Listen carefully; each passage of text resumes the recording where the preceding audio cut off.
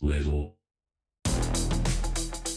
What's the primary goal of being in business? The primary goal of being in business is to create a profit. And profit, I believe, is determined by the value or the skills that we bring into the marketplace. You can look across really any industry, and if we increase our value, and I'm not talking about your personal worth, your personal value, I'm talking about like your business value, right? Skill sets. When we increase those things, then it's almost like on demand, we have the opportunity to start earning more income in whatever it is we're pursuing. And so at the end of the day, it's not the hours that we put into something, it's what we put into the hours. And so I think we can either make this a numbers game or we can make this a skills game.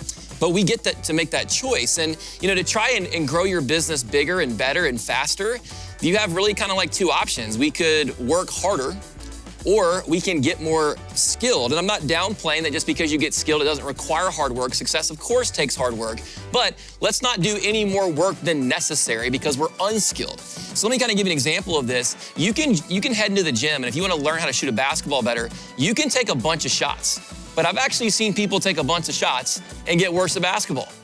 I've seen people head to a driving range for countless times in their life, and they get worse at golf. I've met the guy that has $3,000 golf clubs, but he's got a 10-cent swing, right? Because he's never taken lessons, never got that instruction. And so the equipment isn't going to help that person get what's so much better than if they don't have the skill set. And so it's all about developing that skill set. And I remember recently hearing about a quarterback that, this QB signed a huge contract. I mean, you're talking a 5-year deal, $255 million contract. I mean, an obscene amount of money for throwing a football. I just started doing some math. I like numbers. And so I started looking at it. And over that 5-year window, based on this particular team's likelihood of making it to the playoffs, things like that, they're going to play about 90 games over the next 5 years. And he averaged about 30 passing attempts per game. So when you break that down, here's what that equates to. It means that he is earning about $95,000 every time he throws a football. Whether it's caught, whether he throws it out of bounds, whether it's an interception, he's averaging $95,000 per throw. But what's wild is if you go back 4 years prior to that, those 4 years, he made $6 million comparative to $255 million. If you go back 4 years before that, that same QB was throwing passes for free.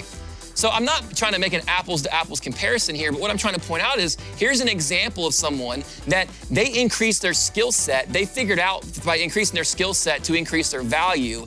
And then what started happening is they started earning more income and getting better results. So results are not as much a time frame away as they are a body of work away, right? The outcomes that we want or we're aspiring for, it's not about necessarily just how much time ticks off the clock. It's about, man, what's that skill set look like? That skill set really kind of dictates even the size of that body of work.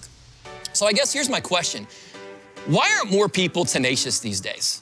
Like, where's my tenacity? Where's my tenacious people at? And I think the issue is not so much with vision. I think a lot of people, they kind of know what their gap is. They know where they're at. They know some of the things they'd like to accomplish in life. I don't think it's so much a vision issue.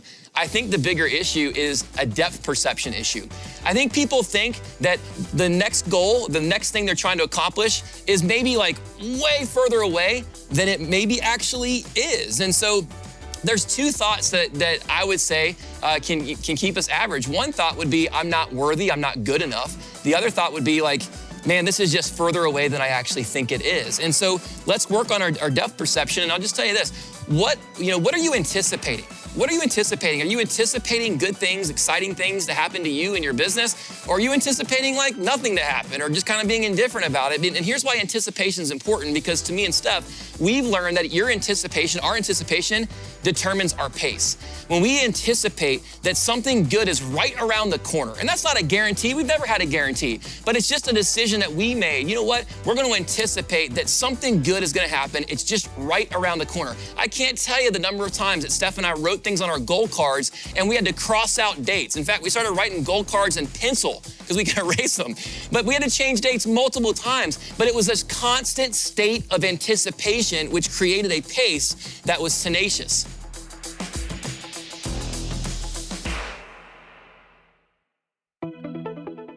We hope you all enjoyed this week's Next Level release. For more inspirational messages by this and other speakers, search by name on LTD Media. Watch for more clips to drop each Monday